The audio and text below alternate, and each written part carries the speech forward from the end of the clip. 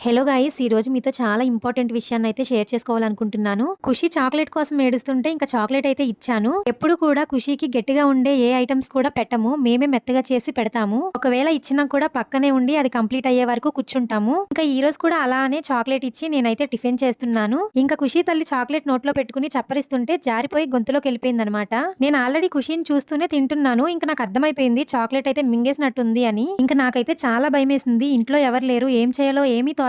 ఇంతకు ముందు మా హస్బెండ్ అయితే ఒక వీడియో పంపించాడనమాట, ఏదైనా మింగినప్పుడు మనం ఏం చేయాలి అని. ఇంకా వెంటనే అది గుర్తొచ్చింది. ఇంకా ఆ టెన్షన్ లో నేనైతే నా ప్రయత్నం చేశాను. చాక్లెట్ అయితే బయటకు వచ్చేసింది. నేనైతే చాలా హ్యాపీగా ఫీల్ అయ్యాను. ఆ సిచ్యువేషన్ లో మనం వీడియోస్ తీయలేం కాబట్టి నేను ఎలా చేశానో మీకు ఇప్పుడు చూపిస్తాను. ముందుగా నా ఫింగర్ ని ఖుషి నోట్లో పెట్టి నాలుగు మీద రబ్ చేశాను, వామిటింగ్ వచ్చేలాగా. ఆ తర్వాత నా హ్యాండ్ సపోర్ట్ తో ఖుషిని బోర్లా పడుకోబెట్టేసి వీప్ మీద కొట్టాననమాట.